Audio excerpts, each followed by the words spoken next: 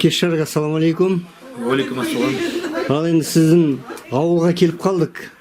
Сіз туралы естіп жатырмын сыртыңыздан. Осы күндіз естідім. Сондай бір кісі бар екен. Өте қасиеті зор екен. Жаңағы өзін балмен айналысады екен деген сіз туралы біраз әңгіме болды. Мен сізді көп танымаймын. Көп танымаймын емес, танымаймын. Сізбен танысып және көрермендерді таныстырып кеткім келіп отыр. Өзіңіздің аты жөніңізді айтып кетсеңіз, сосын немен айналысасыз, қайда тұрасыз деген сияқты, қай жерден деген сияқты. Аты жөнім Абдрахманов Сәкен. Осы Қарқаралы қаласының тумасымын. Бірақ қазір Қарқаралының ар жағында ауылда тұрам, Жарлы ауылында тұрам.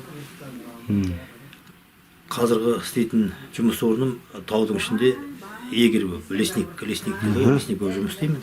Енді оған дейін біраз жұмыстарды атқардым. Инженер болып жұмыс істедім ауыл шаруашылығында. Одан кейін 20 жыл мұғалім болып жұмыс істедім, математика сабағынан, еңбек сабағынан. Одан кейін қазір міне национальный паркқа жұмысқа шығып кеткеніме 4 жыл болды. Енді оның алдында да осы табиғатпен мен де тығыз байланыста болдым. 17 жыл болды ара шаруашылығымен айналысқаныма. Көктемде мамыр айында тауға кетіп боламдағы, сол күзге дейін сол тауда өмір сүріп жүрдім. Кейін сөйтіп құрып.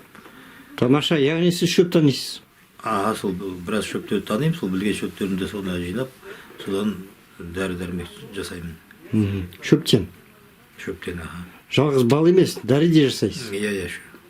Біздің Қарқаралының шөптері өте емдік қасиеті өте жоғары ғой. Бүгін енді мен негізі өмірімде бірінші рет келіп отырмын осы жаққа. Жаңа 3 өңірге барып келдік, Три пещеры дегенге. Керемет екен енді. Гүлдері, шөптері керемет екен, байқадым. Яғни ол қандай сіз енді шөптен дәрі жасайсыз, қандай ауруларға ем болады ол дәрілеріңіз? Енді бір шөптердің бірі зверобой, шайғұрай деп айтады, шайғұрай. Шайғұрай енді өзі әртүрлі жерде өседі ғой, тауда өсетін де бар, таста өсетін. Содан кейін жай жерде өсетін шайғұрай болады. Соның ішінде таста өскен шайғұрайдың емдік қасиеті өте жоғары. Бұл енді қазір көбейіп кетті ондай ауру. Гастрит, эрозивный гастрит дейді, язва, асқазанның жарасы. Жас балалардың өзі сондай аурумен ауырады. Ол енді көбінесе неге байланысты ғой, қазіргі балалардың иммунитеті өте төмен ғой. Иммунитет төмен болғаннан кейін жаңағындай асқазанға жара пайда болады. Бұл енді инфекционный да болады. Инфекция түседі дағы, адамда иммунитет төмен болғаннан кейін инфекция озып жараға айналдырып жібереді бұл табарда. Сосын күйікке өте жақсы. Күйік бағанға соған жаңағындай шайғұрайды. Олайша айтқанда вытяжка дейміз, оливковый майға, кәдімгі май бар ғой. Күнбағыс майы, оливковый дейді, льняное масло соған вытяжкасын жасаймындағы, сол жаңағы суланып тұрған жараға оқтайды енді. Әсіресе мына ұлтабардың жарасына. Бұнда тағы да әртүрлі шөптер бар енді бізде Қарқаралыда. Қазір көп шөптердің қазақша аттары дұрыс аудармағаннан кейін орысша айта берейін. Иван чай дейді, кипрей деген шай. Бұл адамның ағзасынан нелер шығарады, шлактарды шығарады, жаман нәрселерді. Сосын лопух деп айтады, лопух. Енді лопухтың қазақшасы. Онда бірнеше аудармасы бар. Лопух деген қазір көбейіп кеткен жаман ауруға өте жақсы. Әсіресе киста деп айтады ғой. Киста, бүйректің кистасы. Соған оқтайды, тура пышақпен кескендей болады. Ол да ондай ауруда көбейіп кетті. Сосын буындарға жақсы, буынға өте жақсы, лопух. Оны былай ішуге де болады, ішеді, сосын компрессия жасайды. Бұл енді мынау дәрінің істей алмаған емді сол осы шөптер жасайды. Көмегі өте жоғары, не көп. Айта берсе көп, Қарқаралының айтып отырмын ғой, Қарқаралының шөптерінің емдік қасиеті өте жоғары. Сізге адамдар егерде қызығып сізге хабарласса бола ма? Шөп алуға, дәрі алуға, сізбен ақылдасуға бола ма? Әрине болады. Сіз телефоныңызды айтуға бола ма? Айтасыз ба? WhatsApp-та менде телефон нөмірі 8775 45 42 194. Сосын 6 ел нөмір бар. Бізде енді актив жөн ұстамайды. 8708 676 20 24. Осы екі нөмірмен хабарласуға болады. Енді балыңызды жаңа дастархан үстіне қойдыңыз, рахмет, көрдік, дәмі тамаша екен енді. Қандай түрлі бал жасайсыз? Менде тауда тұрғаннан кейін, пасека менде тауда, цветочный деп айтады, гүл. Менде балдың бір түрлісі болады ғой, мысалы гречишный бал болады, гречкаға алып барады, жоңышқаны кола жоңышқаға. Менде жаңағы тоғайда әртүрлі емдік гүлдер болғаннан кейін, менікі көбінесе цветочный бал болып шығады гүлді. Енді оның диастазное число деп айтады ғой, саны. Бидайдың мысалы клейковина сияқты диастазное число бұл енді балдың сапасын анықтайтын. Диастазный саны бұның 19. Енді негізі бүкіл дүниесінде ең мықты бал, тайгадағы бал ғой, Россияда таежный бал деп айтады, оның диастаздық саны 22. Біздің Қарқалда балы, Қарқалдың балын 19 көрсеткіш, өте жоғары сапасы. Соған сәйкес енді оның емдік қасиеті де. Енді сіз емшісіз ғой? Сол шөптерден дәрі жасаймын, шөптерден хиджама жасаймын. Бақсы деуге бола ма сізде? Жоқ, бақсы. Бақсы емес, емшісіз. Шөптерден дәрі жасаймын. Араның өзінен дәрі жасаймын, араның өзінен. Араның өзінен? Иә, өзінен дәрі жасаймын. Бұл енді мынау қазір тағы да көбейіп кеткен еркек ауру простатит деп айтады ғой, қуыққа суық деген осы аденома предстательной железы дейді, соған қарсы дәрілер жасаймын араның өзінен. Енді потенцияны да көтеретін дәрі жасайсыз шығар? Бар. Енді қазір иммунитетті көтеретін дәрі. Иә. Қазір енді мынау қазіргі заманда, мынау дамыған заманда не көбейіп бара жатыр ғой, сотовый вышкалар көбейіп бара жатыр, мынау радио толқын деген өте зиян. Еркектік қасиет азайып бара жатыр. Қазір енді жастар үйленеді, 50%-інде бала болмайды, баланы әзір көтереді. Соған кінәлі қазір бұрын әйел адам болатын болса, қазір еркек адам кінәлі. Соған енді ұятты болса да айтайын, бұл енді қазіргі... Бұл ұятты емес, қазіргі заманның ауруы ғой. Иә, қазір келешектегі бұл үлкен проблема ғой. Иә. Соған дәрі жасаймын. Дұрыс. Қосатыныз бар ма? Жоқ, енді қосқанда мен не айтамын енді. Табиғатпен жақын болу керек. Ең басы. Табиғатқа жалғану керек. Иә, ең басы сол ғой енді. Біз табиғаттан кетіп бара жатқаннан кейін де жаңағыдай аурулар көбейіп бара жатқан содан ғой.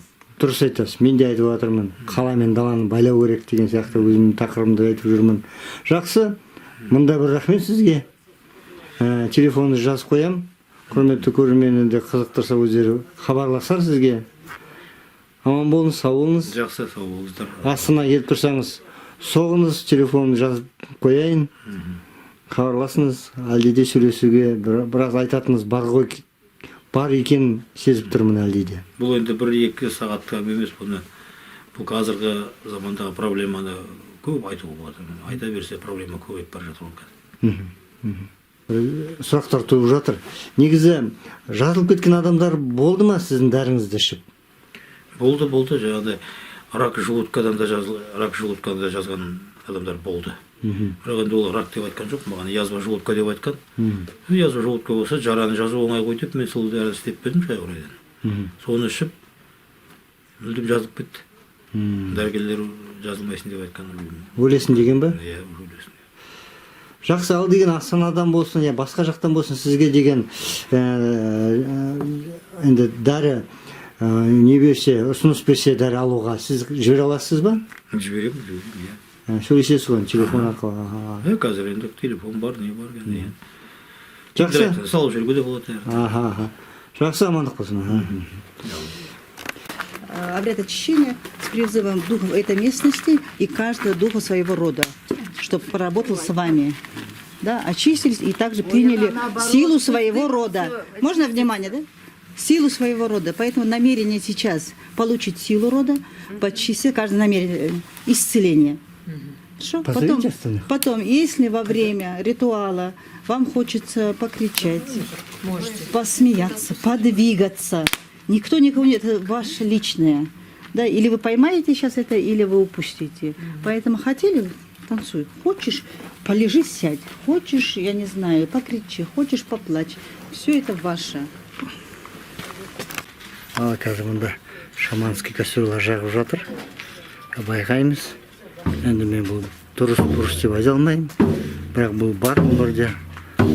Соны тамашалап көріңіз, байқап. Енді тек жеткізу.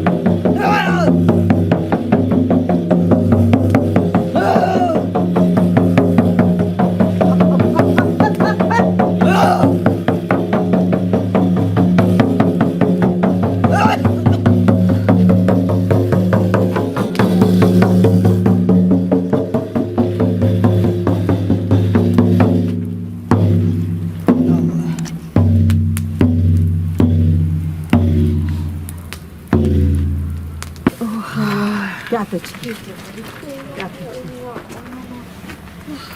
Я бы хотел... Так как здесь духи, тут сюда не кидают ни бумажки, ни такого, да, мусора или еще что-то. Давайте. Очень почитаем свято. Этот обряд вы научились где-то или духи научили? Вот не можете рассказать про этот обряд? Наверное, духи, да. Потому что это все пришло само. Так как у меня и что идет? предки тоже баксаларны были давно, да. И с обоих сторон это идет. И в какой-то момент вот начали учить. Это были и вещи, и сны, и вот знание просто приходило. А также, естественно, приходя, вернее, притягиваясь с другими шаманами, Это непростой костер. усиливались и знания, и сила, и понимание. Это огнем очищается, да? Это огнем очищаете, да. Здесь сейчас присутствует дух огня. Здесь мощнейших духов. Это святой огонь. Вот вы сейчас процесс вы провели. Вы что-то можете сказать? У кого-то, может, какие-то там духи были? Или Сейчас я и хотела, я же сказала, поэтому давайте поделимся сперва, да, потом я скажу. Давайте сперва поделимся, да, каждый из нас там, что ощущал, чувствовал, видел, не видел, и вообще мне просто было постоять хорошо, или я замерз, ушел. Волна. Зевота, зевала. И отрыжка вот. Все выходило с меня. Прям зевала, думала, Как я и сказала вначале, это сегодняшнее это обряд очищения был, да, обряд очищения. Намерение было шло на очищение и исцеление. Руфия Ханом, вы что чувствовали? Давайте так по очереди. Я чувствовала какую-то силу, тоже своих духов, волка видела. Ну, вы завыли чуть-чуть. А? Чуть-чуть завыли, да? Не чуть-чуть, а у меня... Рычали. Да. Тоже мои духи пришли же, Баксалар, шаманы. Казалар, так. Сознание сезонность. Сначала была такая сильная тревога, прям сильная тревога. У меня аж здесь застучало. Страх, да, какой-то даже был? Да, страх, а потом это прошло, все. У вас есть что сказать? У него точно сила. И меня качало вот так вот, из стороны в сторону. Волна, да, Ага, частота? вот так вот. Как будто клаем сказал, колом где. У вас что? Ну, меня тоже немножко покачивало. И потом некоторые образы я видела с песни. И потом вот этот вот костер, он прям вот как взвивался вверх, искры такие, как салют. Да, как он трещал. И в какой-то момент, когда Бану подошла, близко очень какая-то вот, как я немножко даже испугалась, какой-то вот такой вот, как будто страх вышел. Вообще комфортное Вы что состояние. добавите? Очень хорошее состояние души. Вы? Меня раскачивало, и мне хотелось, чтобы Бану подошла ко мне. И когда она была рядом, я прям ее чувствовала, и меня начинало раскачивать. Ну и зевота, и отрыжка, и встряхнуть хотелось, и развернуться хотелось. Надо же, я же сказала, все действия. Все шло. Я вас прям чувствовала. Как бы это самое, я думал о родственниках в основном. О своей сестре, которая живет в Израиле, которую я никогда не видел и вряд ли когда-нибудь увижу. Но я не знаю, услышала она меня, нет, она очень темная, ну, может быть. Может быть, Ну, вы это пожелали. ну, Дай это Бог. мое эго. Дай Бог, хочет, ага. я не знаю. Ай, как... Есть что? С первых минут мне сразу вот такое приятное качание, прям все время. Мне до сих пор вот хочется качаться, все. Ну, я свои эти говорила, благодарила все свой род и так далее, просила, что мне нужно. Потом в какой-то момент у меня была такая волна счастья, я начала смеяться, прям, у меня прям, мне такая, думаю, блин, что я смеюсь, а мне хочется смеяться, прям классно было ощущение. Супер, да. Скажешь, Классно было. кто еще хочет сказать? Сознание сезонность. Сезонность зараз. Иә, былайынан кішкене жан жаққа қарай не болды, бірақ мен аса расслабиться ете алмадым. Не смог расслабиться, надо расслабиться, надо вдох. Роза Ханым, сіз? Глубокий вдох. Ну, когда приближался ее бубен, мне было страшно очень, именно басма келгенде. А потом было какое-то облегчение, мен своего рода попросила прощения, чтобы они мне помогли. Вот такое состояние. Принимаю и благодарю. Есть у кого что сказать? Классно, классно. Дай Бог, чтобы все было хорошо.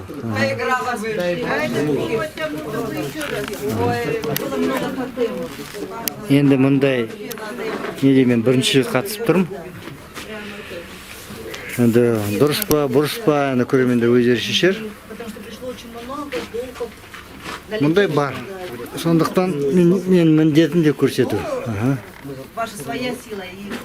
Надо всем приходить, почиститься хотя бы. Вот қазақта бар ғой. Я специально енді отпен аластайды. Да. Енді действительно иістінде бәрінде немен кетіреді? Отпен кетіреді. Біз әлі үшін үйде отпен аластаймыз. Баланы отпен бірші аластаймыз, сіркемен, болсын шимен, сосын барып емге кетеміз. Әлі үшін, потому что там есть, оны көзіміз жетті, көрдік, кәдімгідей тазалайды. Енді аруақтармен бірге тотем дедіңіз ба? Сонымен бірге келгендер жаңағы тазару жұмысы жүрді ғой. Тазару жұмысы жүрді, я. При этом же, у кого дух слабый рода, тоже он наполняется, очищается. Знаете, насколько укрепляется ваш родовой дерево, родовой канал очень. Поэтому это один из мощнейших обрядов, когда глубоко в него входите. Супер. Вот вы сказали про сестру, значит, надо было, значит, туда частица какая-то полетела. Не знаю, она темная. Просто вот здесь вот материалист, думал, не знаю. Вы не Но самое главное, нет, самое главное, вы отдали, да. Вот он думал, Я не знаю, может, она но себя не погибла во время отпустил. войны.